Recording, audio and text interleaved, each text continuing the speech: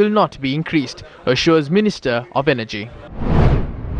Government decides to maintain the price of a kilogram of Nadu rice at 98 rupees.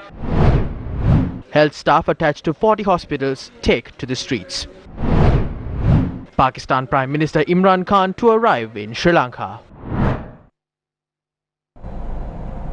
Now on to your local stories. Opposing MPs are protesting in Parliament, demanding the Speaker to announce the decision on Ranjan Ramanayaka's parliamentary seat. අපි විසින් ගරු නියෝජ්‍ය කතානායකතුමනි රංජන් රාමනායක මැතිතුමාව හෙට දවසේ පාර්ලිමේන්තු ගෙන්නනවද නැද්ද? කතානායකතුමා ඒ සවන් දෙන්න කතානායකතුමා ඒ සම්බන්ධව තීරණයක් දෙනවා. අපි කතානායකතුමාට නැවත වතාවක් යොමු කරන ඔබතුමාලගේ ප්‍රශ්නේ. ඒ නිසා කතානායකතුමා ඒ නිසා සභාවේ වැඩ කඩාකප්පල් නොකර මේ සභාවේ කටයුතු ගෙනියන්න දෙන්න. බන්දුලුණා දමත්තුමා ඔබතුමා ප්‍රකාශ කරන්න. ගරු කතානායකතුමනි අපි විසින් ඔබතුමා මේ මයික් එක ඔෆ් කරන්න එපා.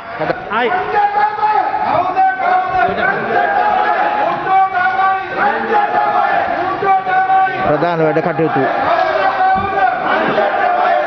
ජාතික මේක නේද? ජාතික මණිකා ස්වර්ණභාරණ අධිකාරී පනත 3 and item 3.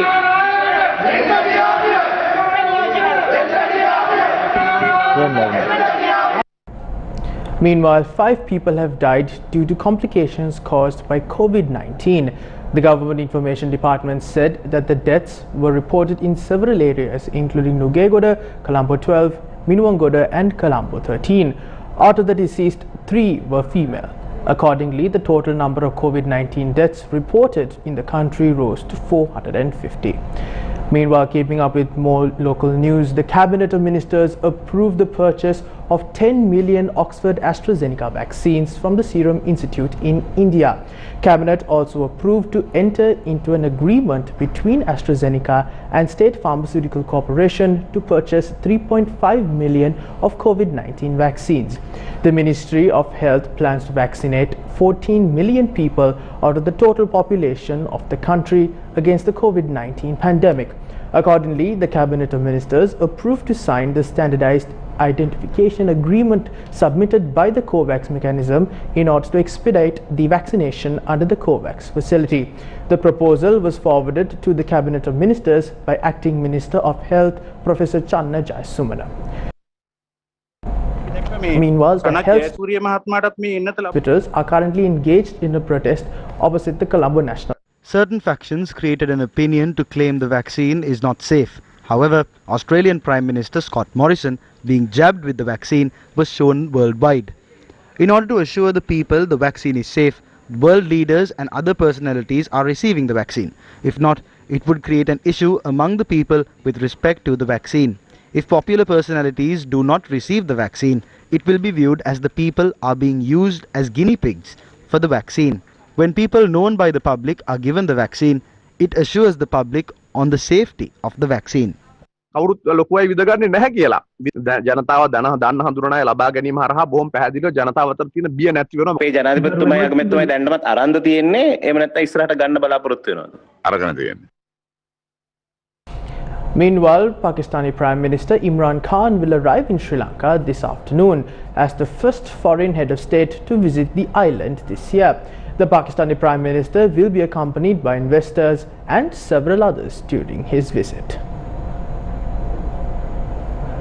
Now, Sri Lanka's Minister of Foreign Affairs Dinesh Gunawardena is scheduled to address the 46th session of the United Nations Human Rights Council today in Geneva in Switzerland. We have Chaturanga Haporachi joining us in the newsroom to give us further details on the matter. David, today is the second day of the 46th session of the UN Human Rights Council, and today is also going to be an important day for us here in Sri Lanka as the Honourable Foreign Minister of Sri Lanka, Dinesh Gunawardena, is going to address the UN Human Rights session today. He's going to speak now, from what we know at the moment, he's going to speak around 9 p.m. local time. And now this is in relation to the report that has been submitted already by the UN Human Rights High Commissioner Michelle Bachelet regarding Sri Lanka. Now the stance that was taken by the Sri Lankan government is that they are against the report that was published. They said that the claims made in the report are baseless and therefore they would take a strong stance against it at the UNHRC sessions. Today is going to be the day where initially Sri Lanka is going to express their stance before the UNHRC and the member states. Now, in addition, the report itself is going to be taken up for discussion at the UNHRC sessions tomorrow, and thereafter the countries will solely dedicate their time to discuss about this resolution and the report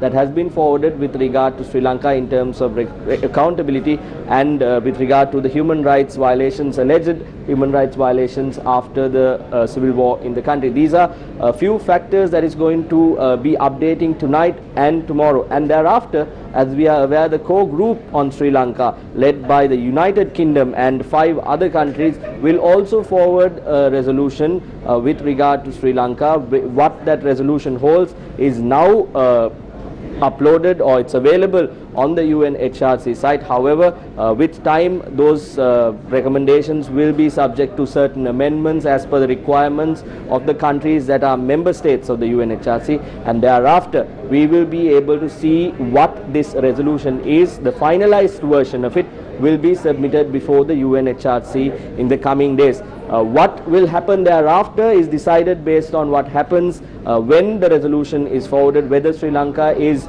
going to accept the conditions that are laid forward in this resolution, or whether Sri Lanka takes a different approach, a different stance with regard to the UNHRC sessions, will decide the future course of action. There are, of course, periodic reviews that Sri Lanka will have to face, and all this will depend on the speech that is going to be made by Honorable Dinesh Gunawardena shortly, and thereafter what is going to happen will be decided based on Sri Lanka's approach towards the UNHRC report that has been already published, and that will be taken up tomorrow. That is the update from the second day of the UNHRC today. David, it's back to you. Yes, thank you, Chaturanga, for giving us that comprehensive update. Meanwhile, the Cabinet of Ministers granted their consent for the combined resolution to publish the Government Gazette for the proposed Wild Elephant Management Reserve in Hambantota. The combined resolution was tabled by the Minister of Irrigation and the Minister of Wildlife and Forest Conservation. Now, due to the accelerated development projects undergoing within the district of Hambantota, the habitats and wildlife corridors of the wild elephants and other wildlife are being severely affected. Accordingly, a land in extent of 23,746.55 hectares belonging to the Department of Forest Conservation and Sri Lanka Mahaweli Authority has been identified for the proposed reserve. The Cabinet of Ministers granted their consent for the combined resolution to publish the Government Gazette subsequent to obtaining the agreement of the legal draftsman. The farmers of Valsapugal in Hambantota have been engaged in a satyagraha for the past 37 days, requesting for the proposed Wild Elephant Management Reserve be gazetted. Is the land area demanded by the farmers being considered for the decision that was reached on the matter? At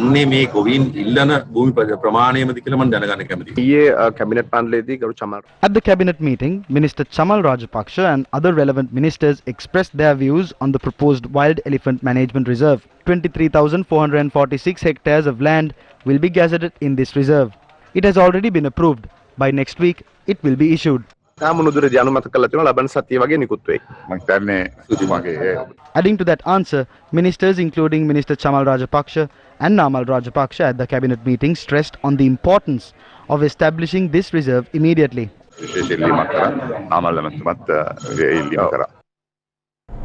Meanwhile, for the 37th day, farmers in Valsapugala are engaged in a Satyagraha campaign demanding the proposed Wild Elephant Management Reserve, in fact in Hambantota, be included in the Government Gazette.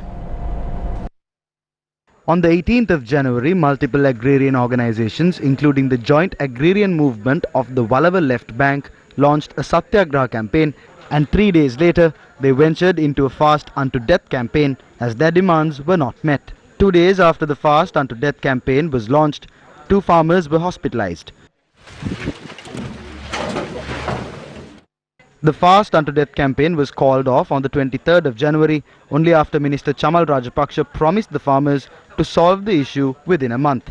On Monday, the 22nd of February, farmers staging the Satyagraha campaign called on Prime Minister Mahinda Rajapaksa together with Venerable Batramulle Seelarathanathero. However, according to the farmers, a solution is yet to be provided to the issue. A religious ritual was conducted at the protest site last night.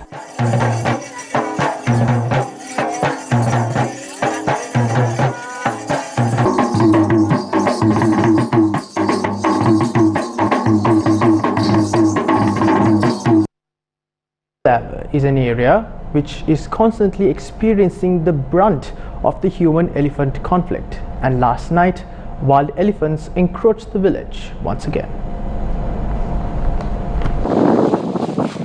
A herd of elephants stormed into the village of Vedanigama in the Megalava Mahavali zone last night, destroying several acres of paddy fields. The villagers claim that they have been rendered helpless as the wild elephants had destroyed the paddy fields from which a harvest was to be reaped. The human-elephant conflict has affected approximately 200 families in this village, while 3 people were mauled to death from the entire village so far. Locals point out wild elephants from the Madhukanda Forest Reserve thus enter into their villages and cause damage. The locals urge authorities to renovate the electric fence around the village to keep wild elephants away from the village. It was revealed today that the freshwater springs flowing from the Rambakan Oya catchment area has been closed up with soil due to the deforestation taking place in the Rambakan Oya reserve area. Recently, the Cabinet of Ministers approved the proposal to grant 2,750 acres of underutilized lands identified from the Rambakanoya zone for the large-scale production of maize locally. According to the said Cabinet decision, these lands are those which come under the purview of the Sri Lanka Mahavali Authority and do not come under any reserve. In December 2020, the clearing of lands along the southern areas of the Rambakanoya commenced, and locals strongly opposed that move.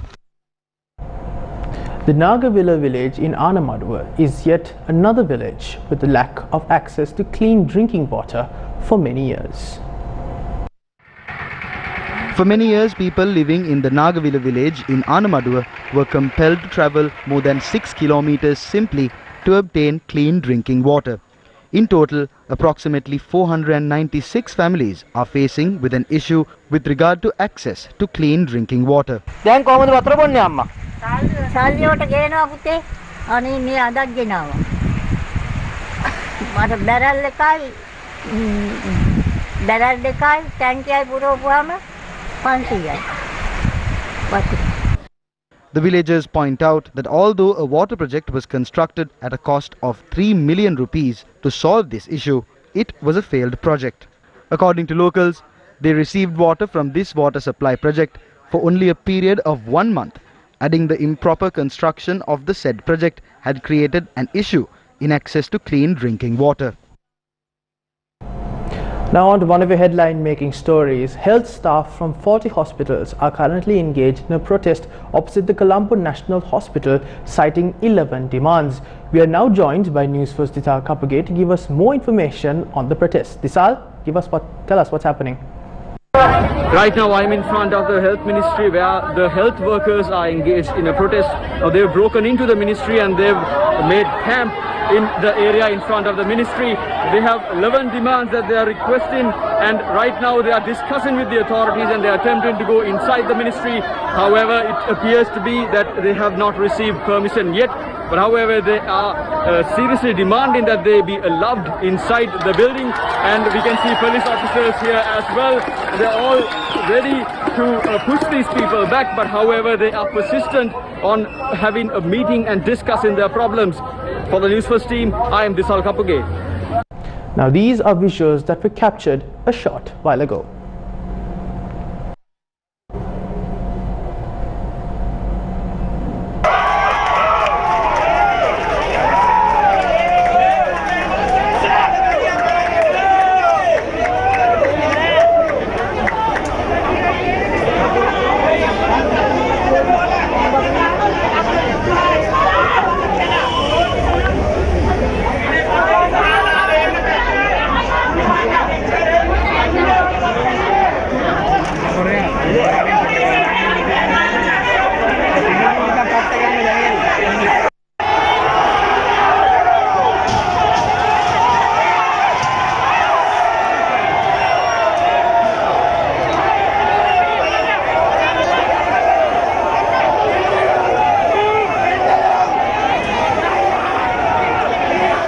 Now, more information about this protest can be obtained on our social media platforms and our website www.newsfirst.lk.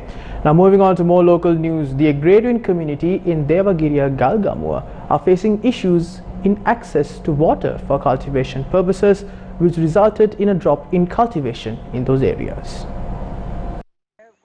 Around 120 acres of paddy in Devagiripura Konvava were cultivated during this Maha season solely using rainwater. Although it is possible to obtain water through the canal that cuts across the Palukadavala Vavar, the farmers allege that the Galgamo irrigation officers were quoted as saying that the Vavar's capacity is insufficient and therefore it is not possible to release water for cultivations.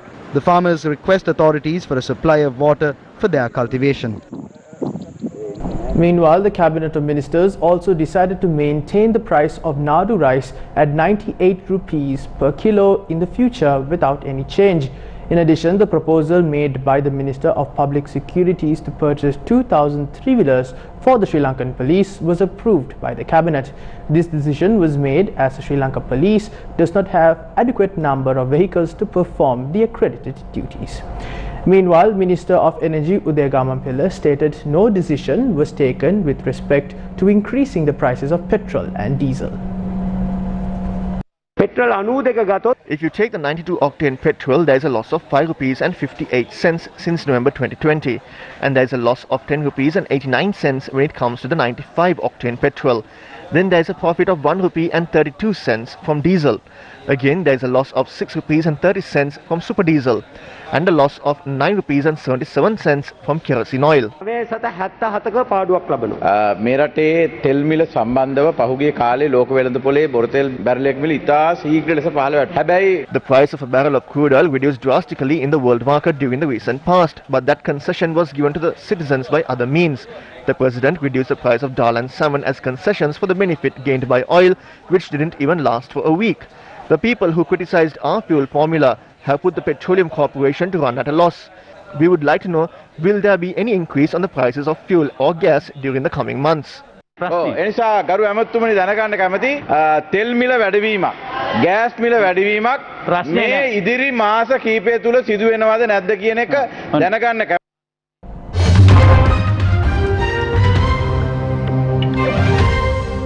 Now, moving on to international news, the United States imposed sanctions on 2 more generals involved in the taken with respect to increasing the prices of petrol and diesel. If you take the 92 octane petrol, there is a loss of 5 rupees and 58 cents since November 2020, and there is a loss of 10 rupees and 89 cents when it comes to the 95 octane petrol. Then there is a profit of 1 rupee and 32 cents from diesel.